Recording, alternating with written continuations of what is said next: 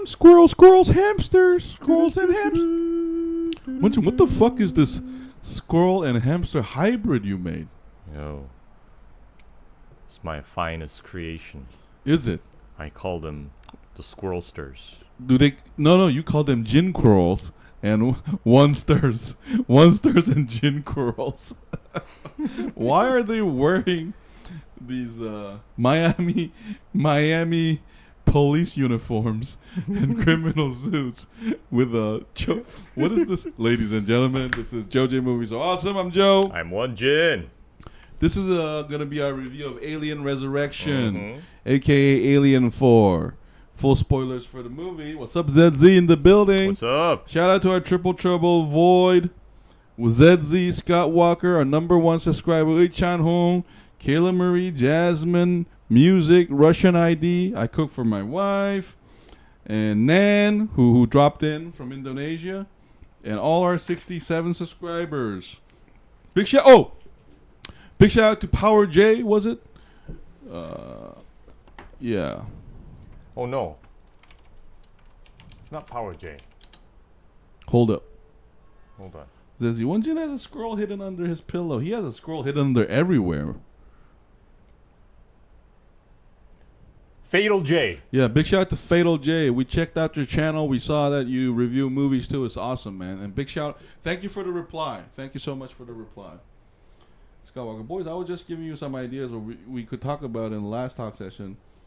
Urban, yeah, all those sounds great, Walker. We can talk about that in about 20 minutes. Yeah, we can talk all about it. No worries. But anyway, this is our take of Alien Resurrection. Here we go. Yo, when I watched this today, I honestly watched it right before I came over here. Man, this is underrated. I feel like if it was today, this could have been a TV series. Like, one of the problem with this series is that the plot is atrocious. The story is horrible. Like things happen like like PowerPoints. And like there's no connecting thread. Maybe except Ripley, because this is the Sigourney Weaver acting at its finest. But like I think this should have been, if it was today, this could be like a Penguin series. Yeah, like I 6-7 agree. episodes.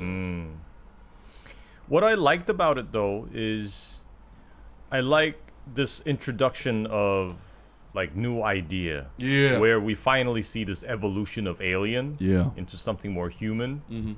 No, there's a lot of interesting angle here. First of all, there's the question of Earth, because they land on Earth, and I think they were originally trying to make a sequel of this movie that happens on Earth. Another one is a deeper understanding of the aliens themselves, how they can morph around, and like some of their behavior, the idea behind it was cool as fuck. And also the fact that mother is now father, and the corporation is taken over by a government. Yeah, this is so 90s. Like this movie is so 90s. Even the like, remember when we played Starcraft, they basically had the same headers. You can see where Starcraft got its inspiration from all this. You know, like when Kerrigan becomes one of the Zergs. Yeah. You know, when we see Sigourney Weaver getting sucked into that I don't know what that's called. Yeah. No, but don't you think it's more, not that this is the direct influence of that, but this was the mood of the day. Yeah. Like hybridizing, like hybridizing different ideas. Yeah. And and I gotta say, the swimming scene itself is still cool as hell. So if this was a trailer, it looks awesome. Now here's the problem with the movie: it's so disjointed. Like suddenly, it feels like I'm going on like a theater ride where there's sections of it that happens and then I move to the next one without a real flow to it. And the characters are designed and written, at least in the outer appears so well, but they're so not utilized. I feel like that's why what I mean by TV series, where it would have been better if we got to know the Bad Bunch, because they're kind of the opposite of the Space Marines. The Space Marines are military. They're like Navy SEALs. Like like super honorable. Here we get the dirty, like the Hateful Eight, including Tuco Salamanca. Yeah, it was nice to see him when he was young. That was amazing. No, so this is like the dirty bunch, like, and I felt like they tried to go with that mood. And there's also a lot of species vibes here with the lab test and stuff. That's disgusting. And it also reminds you a lot of like the human experimentation done by the Nazis and stuff. Yeah. So if it was today, this could have been an Alien Earth. And honestly, after watching this movie, I can't help but think Alien Earth, Alien Romulus, and other movies, they can deny it, but they were kind of influenced by Alien Resurrection. Because a lot of ideas here are, I think, the progenitor of those ideas. Because I love that the alien has 2 like birth cycles. I love that the aliens can communicate with each other and decide to sacrifice one. That was badass. This was like the first time we ever seen this. Yeah. Like they I love how they also give us the idea that they're communicating through like these like different shots, and then they hiss each other. One of them makes a bitch ass sound. Why did it have to be me? The other guy's like, "Cause you are." The 2 guys, the one is so like we get that sense. And we also and another thing is this is also like I don't know if it's a French director. It gives us like the bizarre vibe. Like it reminded me a lot of Hellboy, like Gil del Toro vibe with the. I guess, and the funny thing is Ron Perlman's also here. Yeah, the guy who played Hellboy. No, but I'm more specifically talking about like the psycho scientist. Like, oh, look at that beautiful angel. You're a beautiful, beautiful butterfly. Yeah. Zedzee, he's the squirrel whisperer. Yes, he is. No problem with the movie, Joe. The movie's perfect. Look into your soul. It's a problem, not a movie problem. It's my problem, Zedzee. The 1-7 lab with the bad clone was always shocking for me. Yeah, see? Zedzee is like... So, like, each one of those scenes could have been an individual episode for me. That's what I'm saying. That's because... Won-Jin, I gotta be honest. The writing is atrocious.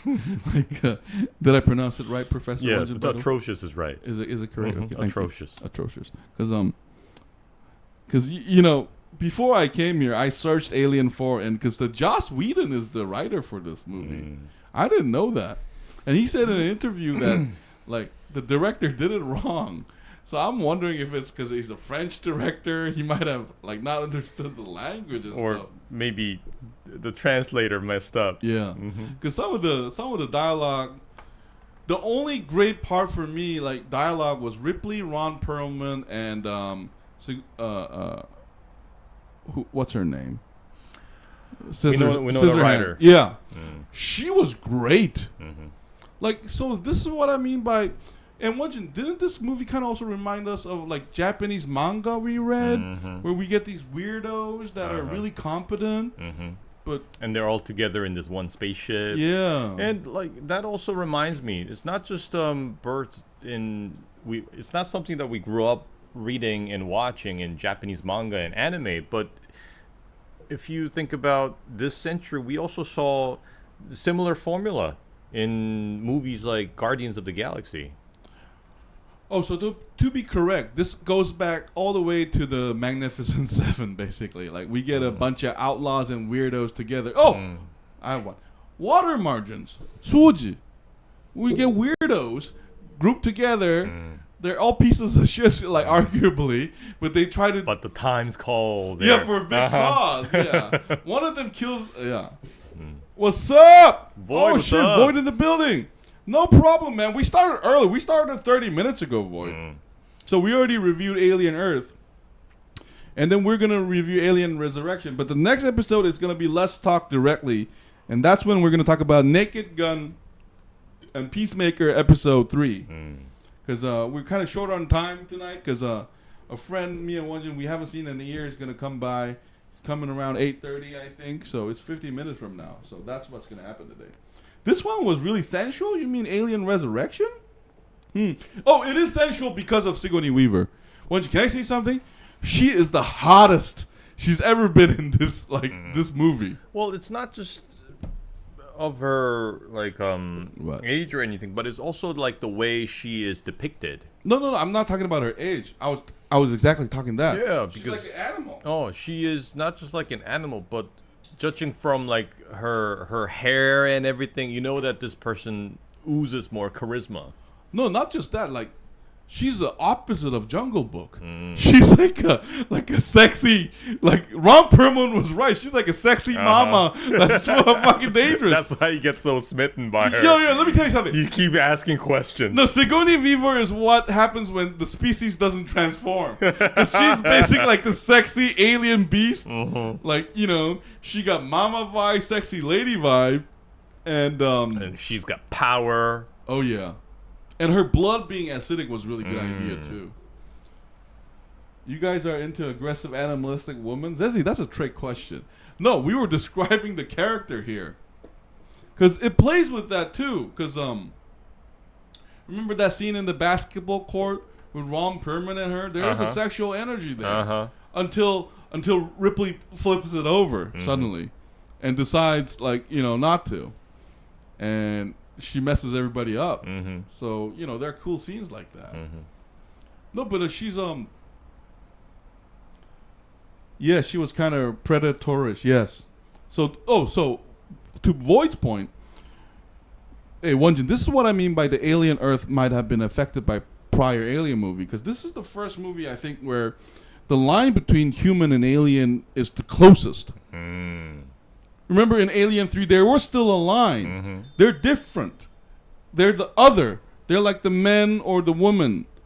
But here, the alien queen gives birth like a human being, and Ripley is an alien. It kind of looks like a Ghostbuster ghost. Was that your impression? Yeah. Yeah, that's true. So it is like this crossover. That's what I'm talking about when it gives us species vibe. Yeah. Species vibe. And what's that movie with where Adrian Brody plays a scientist and tries to, you know, develop this species who yeah, that's a good movie. Splice. Yeah, Splice. Yeah, Splice. Yeah. The little boy looking for Big Mama. Yeah. Yeah, but you know what's also funny? The alien are barely present in this movie. Because this is like a complete opposite to Aliens. There's so much more focus on what was going on around Ripley. Yeah. But I hope, I mean, yes, like you said, the writing is really bad. So one thing I'm really bothered by is that, you know how Call, the character played by Winona Ryder, she's supposedly there because she had access to this mainframe, and then she found out all these like Black Ops sites, and she's there to kill Ripley.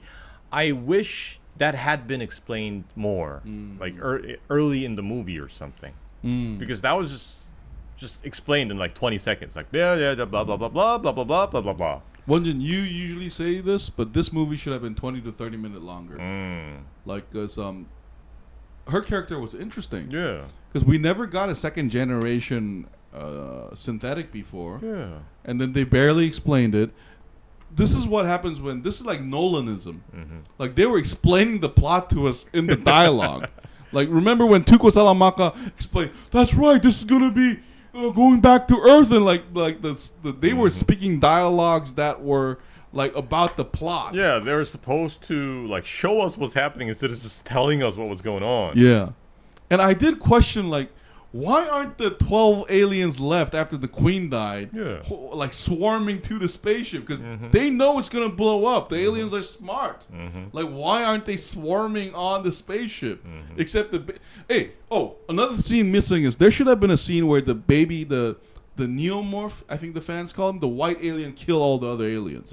Oh, okay, because that would have been cool because he already killed the mother, the queen. So what should have happened was when the escape ship is there, the baby alien is coming, but the other aliens come, and then the white alien looks at Ripley and says, "I'm gonna protect you, Mama." And then he starts like remember Beowulf, like Grendel, like throwing them away to protect Mama, and then the spaceship flies, and we think the baby alien's not gonna make it on the ship, but the white alien jumps, and then jumps like 200-meter and attaches itself on the ship.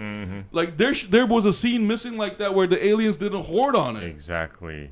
That would have been like a more intense ending. Yeah. That would have satisfied us, because James Cameron did exactly that with Alien 2 with the introduction of the Queen. Yeah. But here, I mean, we are introduced to this new kind of alien life form, but it did not have the same impact. And another problem with this movie is it can't decide between CG and practical effects.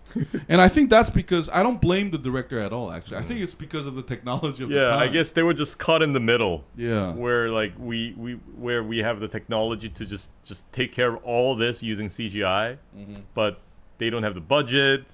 Or you know, like some scenes are just more realistic with practical effects.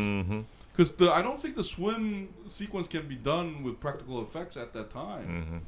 So they were just like, this was a odd. I mean, this movie is kind of. I want to defend the movie. It is stuck in that late 90s, where it's not the good CGI we're used to, and the practical effects, they were good, but it just didn't meld well.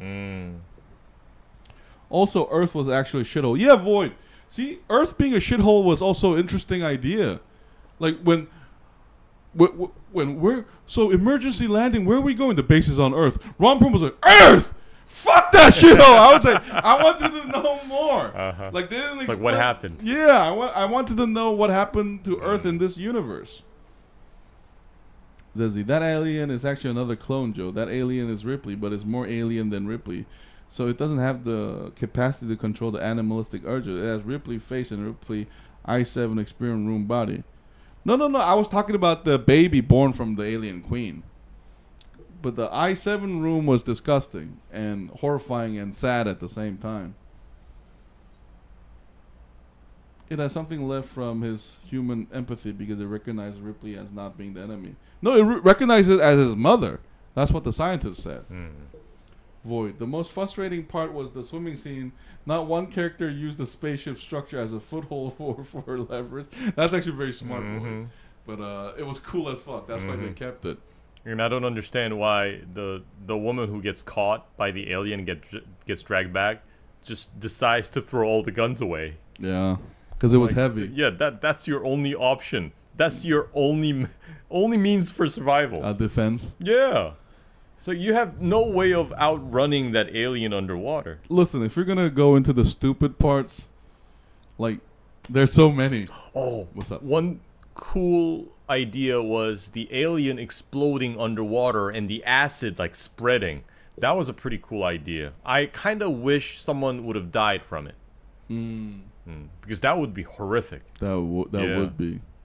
No, but from the very start, this Hateful 8 crew was stupid. Because why is the captain like moving out by himself? Yo, I knew he was gonna die. Yeah. Like when he just decided to act on his own. That's what happens in every horror movie, by the way. Scream. No, but this also gives me late 90s vibes because of the Blade-like action. Remember that scene where Ron Perlman does the reverse? Oh, yeah, that was cool. Parthian shot. Oh, another cool shot is when the crippled man and the black man changes turn. So there were like these 90s action vibe there. And by the way, Ron Perlman also plays the bad guy in Blade 2. It's Ripley looking into Ripley's eyes in the end when Ripley decides to throw the blood on the window. Yes, the baby born from the alien queen is Ripley. Is another Ripley clone? Is it another Ripley clone? Where are you getting this? I never got that. I don't know, because maybe the scientists, I don't know, used DNA or something. I don't know. They didn't explain it properly. Actually, you might be right. I think there was a dialogue about it. You know, the guy who's captured, the scientist who. No, all he said was there was a second birth cycle. It never mentioned that thing was a Ripley. So I'm not exactly sure if that's the case. But what's still cool is, well, not cool, but what was horrifying is the way the Neomorph, was it? Yeah. That alien, like, speaking human words just before dying. Did it say, like, oh no? Oh no! And then it gets sucked out into space? I think we don't know what it said. It just sounded maybe human-esque. Yeah, that was pretty terrifying. Something like we're supposed to be a little bit confused about what it says. Why did the black guy sacrifice himself when he could have shuffled off the alien? That was stupid. Yeah, I also didn't understand that. Because although he had that acid spray on his face, I mean half his face, I don't think that was fatal. Mm-hmm. I think he could have survived. Yeah, I agree. Yeah, why did he choose to do that? So the premise was fascinating, the execution not so much. It has the behavior recognizing things that none of them recognize right after birth. What do you mean? Yeah, I mean, there are a lot of dumb moments in here. Dumb moments. And the alien power level going down and up sometimes is also dumb, again. Because they can... Like, I'm confused about the alien's power sometimes. It can... I thought it could... I would have expected it to swim really fast. Mm-hmm. But it swims slow. And get them all. Yeah, like submarines. And... The only one that was capable of speaking logically after being brought into the world was Ripley clone. Well, we don't know if it was speaking though. It was making sounds, but all the other aliens made sound too. All we know for sure is that it had an attachment for Ripley. Mm-hmm. And it's not properly explained. No, Joe, listen, okay. Void. I just felt bad for the alien-human hybrid. Which hybrids? The one that looks like Ripley or Ripley's child? Alien was swimming slow to lead them to the egg. It was dumb. Right. They were trying to lead them to the egg. Right. Ron Perlman's character says it's a trap. Okay. Yeah. That makes sense. Ron Perlman's character says it's a trap. You're right. They were just trying to do the... They were trying to do the hunters thing. Like the herding. Yeah, herding thing. But overall, I do love some of the like spaceship designs and stuff, though. Mm-hmm. It gives us a lot of this, what are those called? Like space opera type animes. Mm-hmm. Mm-hmm. And the scene with Earth was also good. It did make me... Like, I remember at the time, I did want to see a sequel. Like, what happens on Earth? Although with that busted window, that spaceship should have exploded during re-entry. Void of Paradise. Yeah, Ripley's child. Because the child was having fun playing with human heads. It was having fun. I want to break you. And I don't know. I just couldn't help but think that it was sexist. Because it doesn't kill the women characters. It kills all the dudes. Like, the moment he saw Tuco Salamanca, it's like, yo, I'm going to kill you. And then when it saw Call, Winona Ryder, he just wants to play. No, because Winona Ryder is not a human. So do you think it would have still like destroyed the head though? No, but I think it was just so fascinated with the head. No, I think it was like a child finding a new toy. It was like, wait a minute, you're not red. What? Like, remember, it stuck his finger in the wound. It's like, what is this? You're what are you? Like, and then smiling like, and then it showed his viciousness because it loved doing it. It kind of it's like a progenitor to Alien Romulus guy, the Alien Romulus hybrid. It definitely had that vibe, cause and remember it killed its alien queen right away. You're not my mama. And then when it looked like Ripley, it always had the baby eye. I think it's not sexist. It's very vain in the fact that it only likes beautiful things. So it probably killed the alien queen because it thought it was ugly and hideous. Man, you're projecting so much. Are you sure? You can stop Won-Jin. You don't have to. In Korea, this is called 외모지상주의. Tuco Salamanca, he's got to go. Because Cole is not a human, but how did the alien know that Cole was wounded? How did it know what a wound was? No, it doesn't care if it knows what a wound or is not. It saw a hole in it and it just stuck his finger like baby does. All right. I don't think that mattered that much. But anyway, let's talk about favorite character, favorite scene. My favorite character in this movie is the wheelchair guy. I was really attached to that character. He's so competent. Even when I saw him for the first time. Because he's handicapped. He's at a disadvantage. And we know through all these like series of alien movies, we know how like hostile these beings are and how challenging it is to just survive. This guy managed to survive. Without his legs. Yeah. So I was very attached to him. So I like that character. And I first hated Ron Perlman because he was just playing such an asshole. Yeah, but I kind of grew fond of him towards the end of the movie. No, but one thing that I wish I saw was, remember when the black guy said like old times and then started carrying him? If this was a TV series, there should have been an action scene with just two of them, where they have this like double team, double team, and it's not like the first time. Yeah, like synchronizing their movements and shit. That would have been cool. Yeah, talking to each other, teaming up. I still don't understand what was the point of that weirdly sensual scene of Ripley being crowd surfed by the aliens. Yeah. Boy, there are a lot of things that are not explained in this movie. Like, why does the alien queen want Ripley to see it like give birth? I don't know. It kind of reminds me of Starcraft. Because that's what happens to Sarah Kerrigan. My favorite has always been Cole. Yeah, asshole, or more like unhinged psycho. Yeah, he was a likable psycho because he was clearly a sexist. First of all, he's like, women. It must be a woman thing. But I think he just liked hurting people and stuff. Yeah, and did he die? No, him and the wheelchair guy survived. Yeah. My favorite is of course Ripley. Ripley, and I actually like the psycho-scientist too. Like the guy like falling in love with aliens. Like that was fascinating. Like he played the weirdo so well. My least favorite scene. What is your least favorite scene? My least favorite is that room full of the clones, because that's also disgusting and disturbing. And did the final the version just before 8, did she remind you of the movie The Substance? Did she? When she was saying "kill me"? Oh my god! Because that reminded me of Demi Moore's Substance. Oh wow, you might be right. It actually reminded me of just the alien scene where the human says "kill me" to the Marines, because I thought it was supposed to represent like how humans can be just as cruel to humans as the aliens are. So that's the image I got. But that's interesting how you mentioned Substance. Yeah, that's not my least favorite scene. My least favorite scene is another one of my favorite scene was, I was hoping there would be more scenes like that in the movie, is when the soldiers get on the escape pod and one alien goes in and it causes like bloodiness, and then the general throws grenade. I was hoping more scenes like that, like horrifying, but like very action packed in a way. I thought that CG was well done. Yeah. My least favorite scene is, they